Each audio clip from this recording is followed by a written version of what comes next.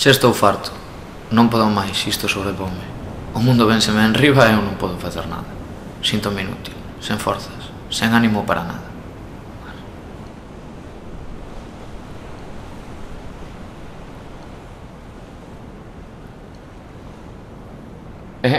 O que me faltaba. Hoxe Carmiña veme con que está embarazada de 2 meses. Xusto hoxe. Non podía ser mañá, pasado ou fin de semana. Tiña que ser hoxe, o mesmo día que eu pensaba dicirlle que o noso non funciona. Esta é capaz de quererme pillar. Pero se sempre usamos condóns. Coa mala sorte que teño, seguro que algún estaba furado ou defectuoso. E que lle dixen eu? Cobarde de min. Non te preocupes, Carmiña.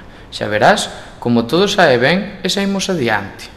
Con 25 anos non é iso que quero agora para a miña vida. Ademais, ela non ten traballo, e eu tampouco. Estou farto de botar currículos. Que me chamen para unha entrevista e que sempre me digan o mesmo. Necesitamos xente con experiencia.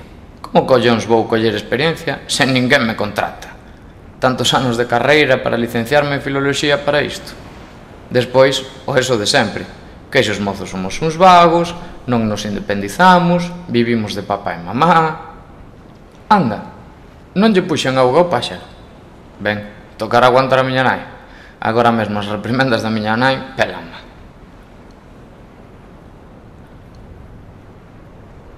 Danme ganas de deixalo todo, marchar a outro país onde non se fale de crise, onde valoren o que fago. Pero que digo? Vou deixalo todo, pero se non teño nada. Vivo cos meus pais, a miña relación con Carmiña é un desastre, non atopo traballo, aínda non sendo do que estudiei. A verdade é que nada me ata esta cidade. E a familia. Con isto do chateo, que por certo tanto lle gusta a miña nai, estaría sempre en contacto. Merda, pero que fago co embarazo? Vou ser pai. Eu por principios estou en contra do aborto e Carmiña quere telo. Agora sei que acajaches, Andrés. E como conto na casa que Carmiña está embarazada? Xa estou a oír o meu pai. Andrés, ti es parvo, acabas de hipotecar a tua vida. Se nunca fuches moi espabilado. É miña nai. Pois haberá que falar coa familia da rapaza. E agora unha boda, con mal que andamos de cartos. Non quero nin pensalo. Eu sei que son medio meigo. Outro día, cando saín daquela entrevista, encontreime a miña tía, me tomen todo. Que tal con Carmiña, cando casades? Calquera día destes, damos a campanada, tía. Por rápido e por listo teño estas contestas. Santiño é que é para matarte. Agora que recordo, Pedro estaba cabreado comigo. Que culpa teño eu que el non teña conversación coa súa noiva? A verdade é que Patricia é unha rapaza encantadora. Que boa conversación ten. Por non falar do seu cu. Podes falar con ela do que sexa. Que pena que non sexa o meu tipo. Cala, Andrés, que vas ser pai? Ai, carallo, ese o fillo non é meu? Porque Carmiña, todo sexa dito de paso, sempre tonteou moito con Gustavo despois de deixarse. Ela sempre dixo que xa non hai nada entre eles, pero creo que sempre o tivo na recámara. Como se fará unha proba de paternidade? Ah, xa sei. Cóllolle un pelo e levo... Serei mamón, iso é para o ADN. Certo é que cando o neno medre un pouco, se o seu grado de estupidez vai en aumento, seguro que son seu pai. Anda, se son as 7 e as 8 é o funeral do avó.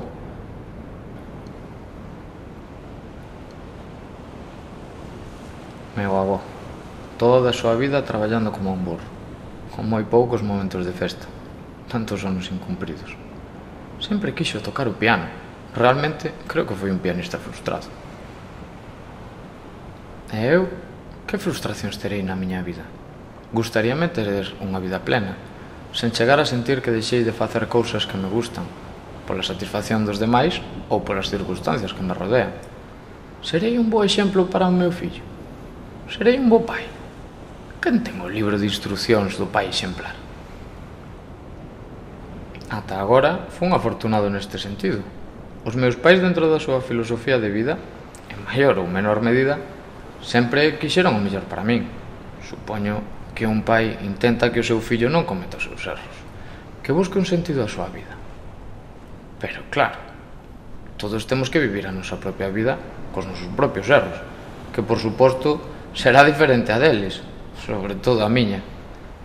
E no amor, pasamos media vida buscando a parella ideal, pero ese empeño de encontrala non será un erro. Ese non hai que buscala. Ese xurde da nada cando menos te esperas. Só hai que esperar o teu intre. Amar é realmente tan complicado ou complicámolo nós? E que é amar?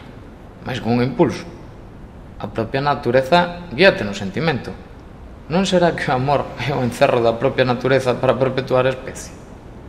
Pero por outras, o amor é a razón de existencia. As persoas teríamos que ser capaces de mirar a nosa propia vida dende fora. Cando a miramos dende dentro, todo se agranda. Os problemas, as angustias, as inseguridades. Pero se fósemos capaces de ver a nosa vida como vemos a dos demais, dende fora, veríamola dende un punto de vista máis obxectivo. Por conseguinte, con amplitude de campo visual enorme que nos permitiría non nos afogar nun vaso de auga.